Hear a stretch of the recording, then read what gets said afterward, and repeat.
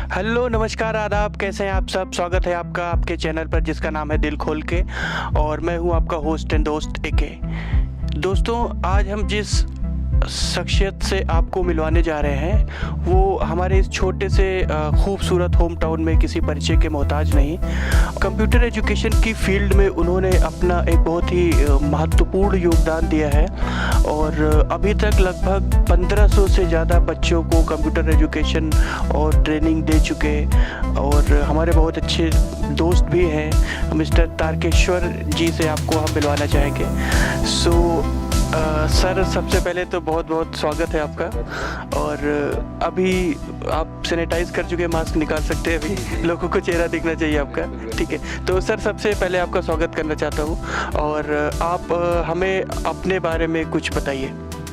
सबसे पहले हम आपके चैनल के माध्यम से सभी दर्शकों को सादर प्रणाम करता हूँ और साथ में आपको भी धन्यवाद देना चाहता हूँ कि जो आपने इस कदर समझा हमें कि आपने अपने स्टूडियो में हमें बुलाया।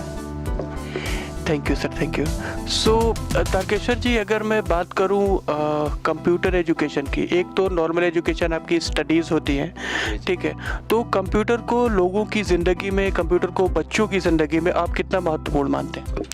देखिए, अगर देखा जाए आज के समय में तो आप चाहे जितना पढ़ाई कर लीजिए, आप नॉर्मल प्राइमरी एजुकेशन से लेकर चाहे ग्रेजुएशन तक कर लीजिए, अगर आपने कंप्यूटर पे कोई काम नहीं किया है या कंप्यूटर में कोई भी ऐसा काम हो जो आप देख रहे हो और न किए हो, तो आपको बहुत ऐसा फील होता है कि हमने कुछ नहीं सीखा। इसलिए आज के समय में कंप्यूटर सीखना समझ लीजिए बहुत ज़रूरी है। चाहे वो छोटा सा काम करना हो या बड़ा सा काम करना हो, आज के समय में कंप्यूटर पे ही काम होता है। इसलिए कंप्यूटर सीखना बहुत ज़रूरी हो गया है जी। जैसे कि प्राइवेट में तो इसका इम्पोर्टेंस है ही, और हम दर्शकों को बता दें कि कई सारी सरकारी नौकरियां भी होती हैं, उसमें भी आपको CCC क्वालिफाइड होना ज़रूरी होता है। सो कंप्यूटर कहीं ना कहीं आपकी लाइफ में है। एज ए स्टूडेंट अगर आप हैं, आप एज ए पेरेंट हैं, आप कहीं पे काम करते हैं, गवर्नमेंट जॉब है या फिर प्राइवेट जॉब है, किसी भी डिपार्टमेंट में है, तो सिंपल सा हम आपको एक बताना चाहते हैं कि कंप्यूटर का जो इम्पोर्टेंस है हमारी लाइफ में, और उसको किस तरीके से हमारे इस छोटे से होम टाउन में उसको स्टार्ट किया एक एज अ प्रोफेशन। क्योंकि मुझे याद है कि ये हमारे साथ ही हम लोगों ने स्कूलिंग की थी 12th में, और उस टाइम पे जैसे कि आपको पता नहीं होता है कि आपकी लाइफ आपको कहाँ ले जाने वाली है। मैं आपसे जानना चाहता हूँ कि आपने जब अपनी पढ़ाई ख़त्म की, आपने ग्रेजुएशन ख़त्म किया, ये कंप्यूटर आपके साथ चलता हुआ चला आ रहा था या फिर आपने इसे बाद में कहीं से पकड़ लिया झपट के? ऐसा कुछ भी नहीं है। देखिए, हर लोगों की एक जिज्ञासा होती है कि कुछ अपने लाइफ में कुछ करें ऐसा कि उनको खुशी मिले। तो पहली बार हम भी जो है जब इलाहाबाद में थे तो वहाँ पे हमने कंप्यूटर चलते हुए देखा, काम करते हुए देखा लोगों को कंप्यूटर पे। तो मैं समझा कि आखिर ये है क्या चीज़ जो हमेशा यहाँ पे भीड़ भी लगी रहती है। कुछ लोग फ़ोटो कापी कराने के लिए दुकानों पर खड़े रहते हैं, वहाँ पर टाइप भी होता रहता था। तो मैंने सोचा आखिर ये है क्या। तो मैंने एक दोस्त से पूछा कि आखिर ये होता क्या है और इससे लाइफ में आगे क्या कर सकते हैं। तो मेरे दोस्त ने उसके बारे में समझाया, मुझे बताया। उसने ये भी बताया कि आप इस लाइन में कम पढ़े लिखे हैं तब भी आप जा सकते हैं, ज़्यादा पढ़े लिखे हैं तब भी जा सकते हैं। तो भाई, हम लोग गांव से बिलोंग करते हैं, इंग्लिश उतनी ठीक ठाक नहीं थी उस समय, मेरी भी तो उस समय उतनी नहीं ठीक थी। तो ये हुआ कि क्यों ना जो है कंप्यूटर में शुरू किया जाए। तो हमने जो है सबसे पहले जैसे 2007 में, जैसा कि हम लोगों ने इंटर पास किया था, इंटर पास करते ही इलाहाबाद यूनिवर्सिटी में एंट्रेंस निकला था ग्रेजुएशन के लिए, तो उसमें अप्लाई कर दिया गया था। साथ में हुआ कि कुछ और कोर्स कर लिया जाए।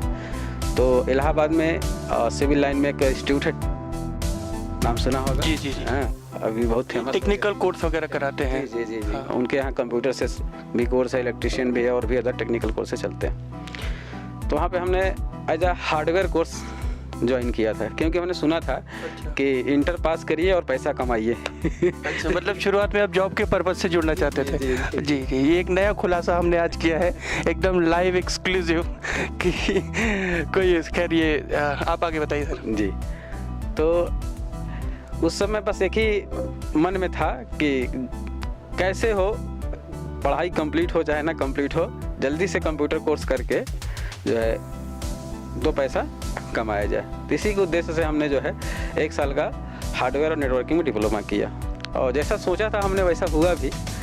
जैसे ही हमने कोर्स कंप्लीट कर लिया तो वैसे तुरंत जो है सिविल लाइन एरिया में एक हमारे मतलब जब हम लोग पढ़ते थे तो दोस्त हो जाते हैं, तो ऐसे वो एक शॉप पे काम करता था, ऐसे फील्ड में जाके कंप्यूटर बनाता था, मेंटेन करता था। तो हमें बताया कि ठीक है चलो यहाँ पे जगह है, फील्ड में काम करना है, कॉल आती है कस्टमर की, हम लोग जाके उसको मेंटेन करते हैं। हम कहा ठीक है, तो वहाँ से हमारी कमाई स्टार्ट हो गई। लेकिन हमने देखा कि इस लाइन में झूठ बहुत बोलना पड़ता है। अच्छा, एक नया खुलासा। कंप्यूटर रिपेयरिंग लाइन में झूठ बहुत बोलना पड़ता है। अब इसको झूठ कहिए या प्रोफेशन कहिए, कि छोटे छोटे काम के लिए हम लोग अच्छा खासा पैसा जो है कस्टमर से ले लेते थे। अच्छा। हाँ, लेकिन पैसा तो हमने कमाया उस समय, लेकिन पता नहीं क्यों मन मेरा जो है गवाही नहीं दे रहा था। तो हमने कहा नॉलेज तो अच्छा खासा हो गया है कंप्यूटर हार्डवेयर लाइन में। तो मेरे बॉस ने कहा कि ठीक है, हमको सब प्यार से टीके ही बुलाते हैं कि आपने जो है काफ़ी इस लाइन में काम किया है और बहुत ज़्यादा आपको नॉलेज भी है, तो क्यों ना आप जो अपने नॉलेज को लोगों तक इसको ले जाइए। गांव के बच्चे हैं, उनको आप कंप्यूटर कोर्स के बारे में, हार्डवेयर के बारे में, नेटवर्किंग के बारे में समझाइए, सिखाइए। तो वहाँ से हमने जो है जॉब छोड़ दिया, और लगभग जॉब 4 साल तक हमने किया था। फिर 2012 में हमने शुरुआत किया हाईटेक कंप्यूटर इंस्टीट्यूट का। 2 मित्र थे हम लोग, शशांक पांडे जी थे, हम लोग थे। तो उस समय हम लोगों ने शुरू किया था और रिस्पांस अच्छा मिला। हालांकि शुरुआत हमने हार्डवेयर से किया था, लेकिन धीरे धीरे सेल्फ स्टडी करके हमने सॉफ्टवेयर भी पढ़ाई कर लिया। उसके बाद से बच्चों को पढ़ाने लगे, बच्चे भी काफ़ी इंटरेस्ट लेने लगे, हमें भी खुशी मिलने लगी कि चलिए कम से कम बच्चे हमको सीरियसली ले रहे हैं, समझ रहे हैं, पढ़ रहे हैं और आगे निकल रहे हैं। उसके बाद से बच्चे भी बहुत काफ़ी हमको समझने लगे, हम भी उनको अच्छे से समझाने लगे। तो इस तरह से कारवां हमारा चलता रहा और चल रहा है जी। तो कई सारी बातें आपको आज नई टीके सर के बारे में सुनने को मिलेंगे। तो हम बात कर रहे थे कंप्यूटर एजुकेशन की, और आजकल जैसे कि लॉकडाउन चल रहा है, पूरा इंडिया कोरोना वायरस से परेशान है। सो अगर हम बात करें तो ऑनलाइन एजुकेशन की आजकल काफ़ी ज़्यादा डिमांड है और काफ़ी पॉपुलर भी है। तो अगर हम बात करें कि ऑनलाइन एजुकेशन को आप भविष्य में किस नज़र से देखते हैं, और क्या लॉकडाउन में आपके क्या सुझाव है कि बच्चे कैसे अपनी पढ़ाई को मेंटेन रखें, क्योंकि उनके लिए बहुत ज़्यादा चीज़ें अवेलेबल नहीं है कि यूट्यूब देख के अपना टाइम पास करें वो, या फिर कुछ करें। तो उनके लिए पढ़ाई होती है, तो वो कैसे ऑनलाइन से अपने आप को कनेक्ट करें, या ये एक अच्छा माध्यम हो सकता है, अच्छा विकल्प हो सकता है आपके लिए फ्यूचर में? जी, आपने बहुत अच्छा क्वेश्चन किया है। आज के समय में देखिए हर आदमी जो है, देखा जाए तो जब से जियो लॉन्च हुआ है तो लगभग हर घर में कहिए हर हाथ में जियो मोबाइल पहुंच गया है। कोई भी आजकल आसानी से फ्री में सिम मिलते थे पहले, इसके पहले फिर सिम से मिलते थे, बाद में कंपनियों का ऐसा कुछ सिस्टम था जो चेंज हुआ। तो आज के समय में लगभग सभी लोग यूट्यूब चला सकते हैं, उसमें वॉइस सर्च भी होता है, बोल के लोग सर्च कर लेते हैं। और आज के समय में आप चाहे वो आप कोई भी कंपटीशन की प्रिपरेशन करना चाहें, तैयारी करना चाहें, या कोई भी आप चाहे वो आपका हाई स्कूल की पढ़ाई हो, इंटर की हो, या कोई मेडिकल की तैयारी करनी हो या इंजीनियरिंग तैयारी करनी हो, आप घर बैठे भी तैयारी कर सकते हैं ऑनलाइन। तो ऑनलाइन एजुकेशन आने वाले दिनों में काफ़ी बूम करने वाला है। और लॉकडाउन में देखिए तो आज यही एक मीडियम है, एक यही सहारा है जो घर बैठे बच्चे, जिनको सरकार ने भी कहा है कि आप स्कूलों को निर्देशित किया है कि आप जो है बच्चों को ऑनलाइन क्लास दीजिए।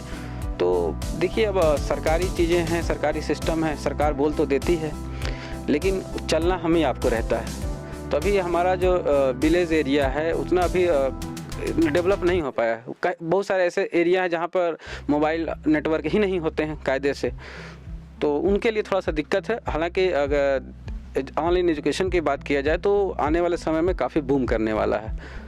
जी।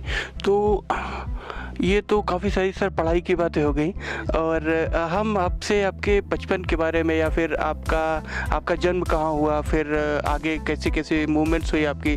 हमने सुन रखा कि आप बेसिकली बिहार से हैं, तो कुछ हमें वहाँ के बारे में बताइए। कुछ आप वो कैसे वहाँ से यहाँ आए, फिर यहाँ कैसा रहा। बेसिकली मैं जानना चाहता हूँ कि जो 1990 का दशक था, ठीक है, जब आप बड़े हुए, तो उस दौर की कुछ यादें जो हमारे आज के व्यूअर्स हैं उनके साथ कुछ शेयर करिए आप। जी बिल्कुल। जैसे कि मैं मूल रूप से रहने वाला बिहार का हूँ, छपरा ज़िला पड़ता है, और गांव का नाम हमारे गौथर है, मढ़ावरा, वहाँ पे एक ब्लॉक है, तो वहाँ से हम लोग बिलोंग करते हैं। बचपन वहीं बीता, काफ़ी शरारत से रहा है, बचपन बीता है। हालांकि सबका आम चुराए थे आपने बचपन? बहुत आम चुराते थे, तालाब में नहाते थे? अमरूद बहुत चुरा खाते थे। तालाब में नहाते थे? में तो भैंस लेके कूद जाते थे। हम जो इकोनॉमी की भैंस वाली बात कर रहे थे, तो कहीं ना कहीं से कनेक्शन है इनका। जी, भैंस हमारे यहाँ सिस्टम है बिहार में, भैंस चराने के लिए डंडे की जरूरत नहीं पड़ती है। अच्छा। हाँ, भैंस पे बैठ जाइए, हाँ, उसके नाक में रस्सी लगा रहता है, रस्सी खींचते रहिए, आनंद लेते रहिए। कम पैसे में घोड़े की सवारी का लुत्फ ले सकते हैं। जी जी, इसके कुछ फायदे भी तो नुकसान भी हैं। एक बार की वाकया है, मैं भैंस पे बैठ के उसको चरा रहा था, अचानक जो है अरहर के खेत में घुस गई, और मुझे घसीटते हुए पूरा अरहर उस पार लेके चली गई। फिर दोबारा कभी भैंस पे बैठने का मन नहीं हुआ। फिर उसके बाद गांव से मेरे पिताजी यहीं मोवाइमा में कताई मिल है, वहाँ सर्विस करते थे। तो जब वो यहाँ पे आए तो हम लोग भी यहाँ पे चले। तो उस समय हमारी उम्र लगभग 7-8 साल रही होगी जब हम लोग यहाँ पे आए। बचपन वहीं बीता है, बाकी वो भी बचपन है 7-8 साल। फिर उसके बाद यहाँ आ गए, फिर यहाँ पे प्राइमरी में हम लोगों ने जो है पढ़ाई किया। उसके बाद स्टैंडर्ड इंटर कॉलेज, वहाँ से हम लोग 9th से हमने स्टैंडर्ड में एडमिशन लिया था। तभी हमारी आपकी दोस्ती वहीं से शुरुआत हुई थी, 9th से स्टैंडर्ड से ही। जी। उसके 12th तक वहाँ पढ़ाई चला। उसके बाद हमने बताया जिसे अभी कि इलाहाबाद यूनिवर्सिटी से हमने जो है BA कंप्लीट किया। फिर वहीं से एक इंस्टीट्यूट से जो है कंप्यूटर इंस्टीट्यूट से हमने PGDCA कोर्स किया। अच्छा। हाँ, क्योंकि शुरू में हमने हार्डवेयर कोर्स किया था और बच्चों को हमको सॉफ्टवेयर पढ़ाना था, तो कुछ सीखने के लिए गुरु के शरण में जाना पड़ता है। हाँ, तो हमने जो है वहाँ से कंप्यूटर इंस्टीट्यूट से PGDCA कोर्स कंप्लीट किया 1 साल में। तो उस 1 साल के कोर्स के दौरान जो है काफ़ी कुछ हमको सीखने को भी मिला। जी। तो सर अगर बात करें आपके बचपन के मोवाइमा की, तो जो हमारा होम टाउन है, बेसिकली मैं बार बार घूम के यहीं पे आ जा रहा हूँ, क्योंकि अभी जो नज़ारा है, क्योंकि मैं भी काफ़ी टाइम बाद आया था यहाँ पे, तो कुछ बदलाव आप देखते हैं जो पहले था अब नहीं है, या कुछ पहले चीज़ें थी वो अब होनी चाहिए, इस तरीके की कुछ यादें हैं आपकी? जैसे कभी कभी ऐसा लगता है कि मोवाइमा पहले ही ठीक था। अच्छा। हाँ, उसमें कताई मिल चला करती थी, काफ़ी लोग थे, मार्केट जब निकलते, रोजगार का एक बहुत बड़ा माध्यम था। जी, रोजगार का बहुत बड़ा माध्यम था। बिहार से काफ़ी लोग, बिहारी वर्कर्स यहाँ पे काम करते थे। पूरी मार्केट यहाँ पर हमेशा चहल पहल रहती थी। यहाँ के लोगों को प्रत्यक्ष अप्रत्यक्ष रूप से कहीं ना कहीं उनको लाभ मिलता था। अरे आपके मोवाइमा में कस्बे में सिनेमा हॉल हुआ करता था? जी, मुझे याद है। मैंने पहली पिक्चर वहाँ पे देखी थी अपनी ज़िंदगी की, कोई मिल गया, और टिकट का दाम था शायद 10 रुपये 12 रुपये रहा होगा। घर से छुप के हम लोग गए थे मूवी देखने, वो कोई मिल गया। पहली बार बहुत बड़े बड़े पर्दे पे देखी थी मैंने। तो जी, वो सब सारी चीज़ें बंद हो गई। आपके मोवाइमा में कस्बे में पावर लूम हुआ करते थे, हालांकि अब भी हैं, लेकिन अब उसकी उतनी मात्रा नहीं है। तो और दूसरे पक्ष से देखा जाए तो मोवाइमा काफ़ी डेवलप भी किया है। आपके मोवाइमा कस्बे में हमेशा सड़कें भी अच्छी हो गई हैं, लाइट सिस्टम भी बढ़िया हो गया है, लाइट भी अच्छी मिल रही है, और एजुकेशन भी काफ़ी डिग्री कॉलेजेस खुले हुए हैं। अभी तक कोई बड़ा मेडिकल कॉलेज नहीं है, लेकिन डिग्री कॉलेज तो अच्छे खासे हो गए हैं, और प्राइमरी स्कूल के लिए भी इंग्लिश मीडियम स्कूल भी काफ़ी हो गए हैं। तो ये सब भी अच्छी चीज़ें हैं। एजुकेशन के लिए मोवाइमा डेवलप हो रहा है। आपका अब यहीं पे आसपास में बहुत सारे स्कूल ऐसे हैं जो बहुत अच्छे एजुकेशन प्रोवाइड करा रहे हैं।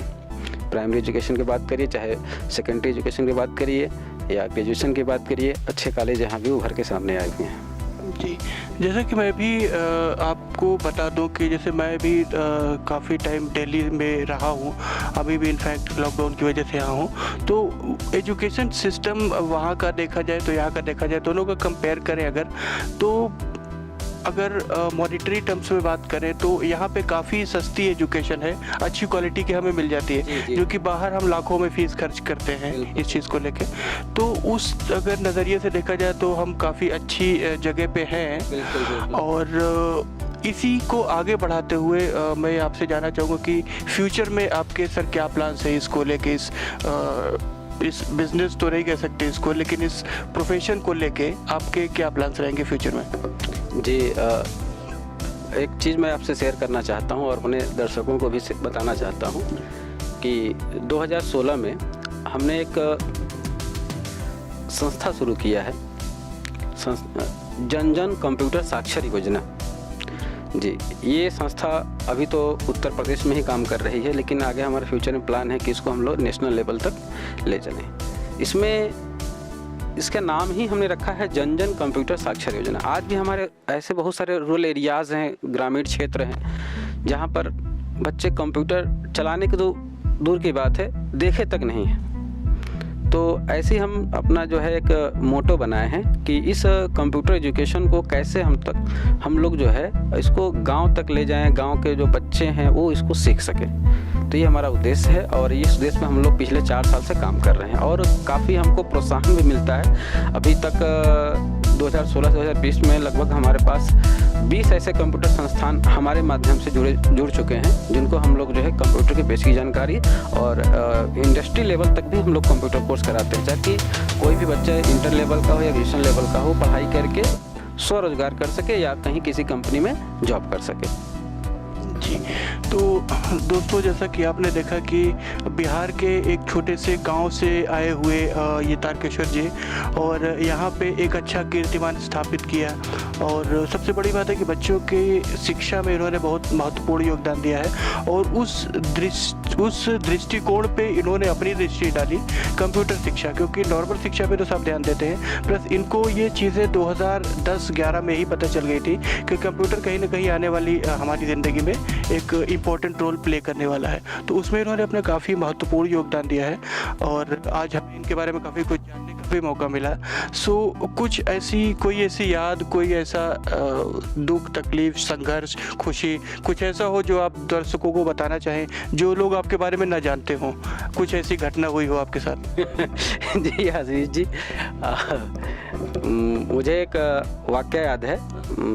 जब हम इलाहाबाद में रह के पढ़ाई करते थे, तो एक समय की ऐसी बात थी कि हम इलाहाबाद से मवैमा आना चाहते थे, लेकिन अब विधाता के ऐसे समझिए नीति कि उस समय हमारे पास आने के लिए पैसा नहीं था। तो हमने कहा कि घर तो जाना है, कैसे जाया जाए। तो हमारे मन में एक ख्याल आया कि हमने सुना है कि बहुत लोग जो है पहले के समय में लोग पैदल ही चला करते थे।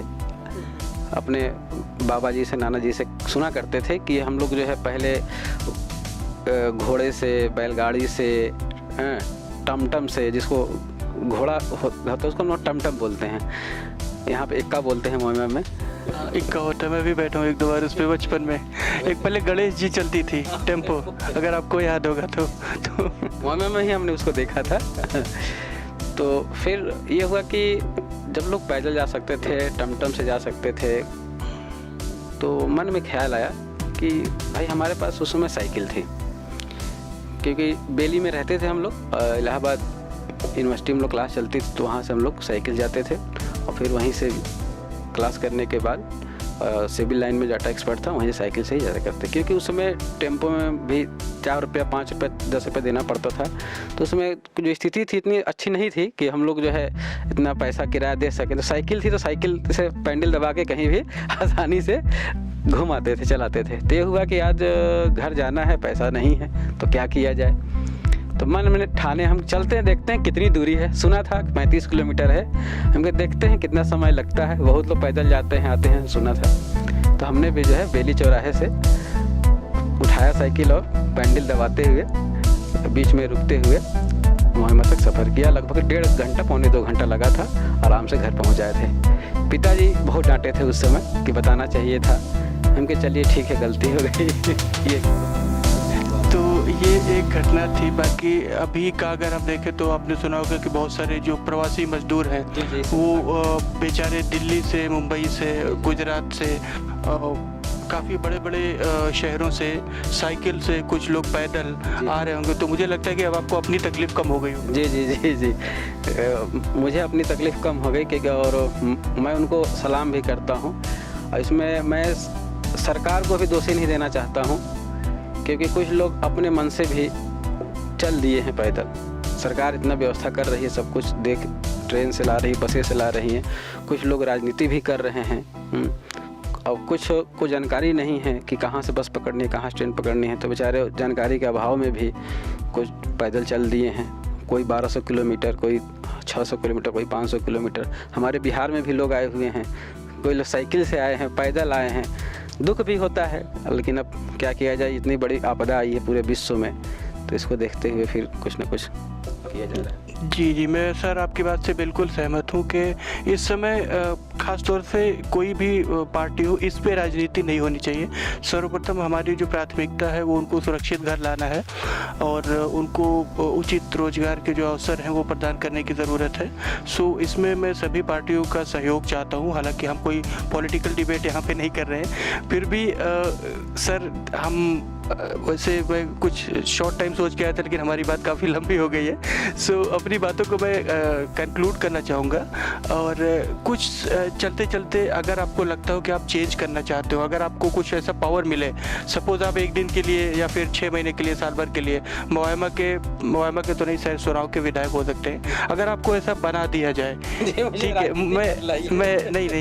मैं एक आप चूँकि टीचर हैं, ठीक है, आपने ज़िंदगी को एक अलग नज़रिए से देखा है जो कि एक नॉर्मल इंसान नहीं देख सकता, चाहे वो लाखों रुपए की जॉब कर रहा हो, क्योंकि आपको बच्चे दिखते हैं, आपको उनका फ्यूचर दिखता है। तो उस परिप्रेक्ष्य में मैं कहना चाहूँगा कि अगर आपको एक ऐसी अथॉरिटी दी जाए, मैं राजनीति में नायक के तरीके से आपका इंटरव्यू नहीं ले रहा हूँ, मैं आपको एक अथॉरिटी देना चाहता हूँ कि अगर आपको मौका मिले कि आप बच्चों के एजुकेशन के क्षेत्र में या मुआवमा की जो और रोज़गार के कुछ क्षेत्र हैं उनके लिए आप अगर कुछ करना चाहें, तो आप क्या बदलाव करना चाहेंगे? देखिए, कहा जाता है कि शिक्षा एक ऐसा हथियार है जिसे पूरी दुनिया को बदला जा सकता है। तो सर्वप्रथम हमें शिक्षा को ही हथियार के रूप में लेकर चलना चाहिए, क्योंकि शिक्षित व्यक्ति ही पूरे गांव को, समाज को, देश को एक नया रूप दे सकता है, नया बदलाव ला सकता है।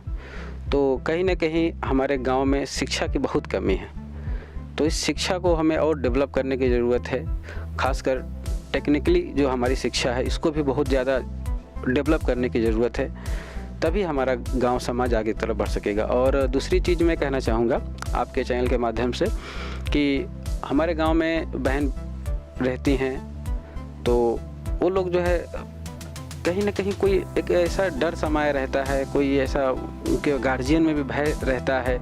आजकल ऐसी ऐसी घटनाएं हो रही हैं, तो लोग भी अपने बच्चों को हायर एजुकेशन के लिए सिटी की तरफ भेजने में थोड़ा संकोच खाते हैं। तो हम कहेंगे कि देखिए, अब समय बदल चुका है और उनको जो है आगे अगर पढ़ना चाहते हैं तो अब तो ऑनलाइन की भी सुविधा हो चुकी है, ऑनलाइन क्लास के माध्यम से पढ़ाई कर सकें, और अगर सिटी में कोई बढ़िया इंस्टीट्यूट है तो वहाँ पे जाके पढ़ाई कर सकें। मतलब कुल मिलाकर मैं कह सकता हूँ कि एजुकेशन किसी भी हालात में लोगों को छोड़ना नहीं चाहिए। 2 रोटी हम कम खाएँ, अगर मैं एक गार्जियन तौर पे कहना चाहूँगा, 2 रोटी हम कम खाएं, लेकिन बच्चों को अपनी अच्छी शिक्षा दें। जी, बिल्कुल मैं इस बात से सहमत करूँगा, क्योंकि वही आपका कल बना सकते हैं। जी, और मोहम्मा के कताई मिल के बारे में कुछ कहना चाहेंगे, उसको चलना चाहिए नहीं चलना चाहिए? देखिए, बिल्कुल चलना चाहिए, क्योंकि मेरे पिताजी उसमें एज ए वर्कर काम किए हैं और बहुत हम लोग का जो बचपन बीता है लेबर कॉलोनी में ही हम लोग घूम फिरा वहीं पे रहते थे। वहाँ पे हमको एक याद है, रामलीला का मंचन बहुत अच्छा होता था उस समय मोहम्मा में। आजकल तो घर घर कह सकते हैं, गांव-गांव कह सकते हैं कि होने लगा रामलीला का मंचन, लेकिन उस मोहम्मा में, पूरे मोहम्मा ब्लॉक में रामलीला का मंचन उससे अच्छा कोई नहीं होता था। तो और काफ़ी भीड़ होती थी, लोगों को एक आय का स्रोत भी हुआ करता था मोहम्मा के लोगों के पास, लेकिन उसके बंद होने से बहुत एक रोज़गार का बहुत बड़ा संकट आ गया। लोग यहाँ से बाहर जब की तरफ पलायन करने लगे, जाने लगे, फैक्ट्रियाँ बंद हो गई। तो हम अब हमारी इतनी पावर तो है नहीं कि हम उसको चालू कर सकें, लेकिन माध्यम से कहना चाहेंगे कि भाई जो भी क्षेत्र के प्रतिनिधि लोग हैं, सांसद विधायक जो भी हैं, वो अपनी बात को सरकार तक पहुंचाएं, जिससे मुहम्मा का मिल पुनः शुरू हो सके और रोज़गार का लोगों को प्रदान कर सके। जी सर, बहुत बहुत धन्यवाद आपका। हम बिल्कुल पूरी कोशिश करेंगे और साथ ही साथ हम अब दोस्तों आपसे विदा लेना चाहेंगे और टीके जी आपका बहुत बहुत शुक्रिया। और आगे भी हम उम्मीद करेंगे कि इसी तरीके से आप बच्चों का मार्गदर्शन करते रहें। और आप लोगों से मेरी गुजारिश है कि टेक्निकल एजुकेशन, कंप्यूटर एजुकेशन से रिलेटेड अगर आपकी कोई क्वेरीज है तो आप सर से कांटेक्ट कर सकते हैं, फिर हमारे चैनल के माध्यम से आप इनसे कोई भी जानकारी ले सकते हैं। तो सर बहुत बहुत धन्यवाद आपका। जी नमस्ते।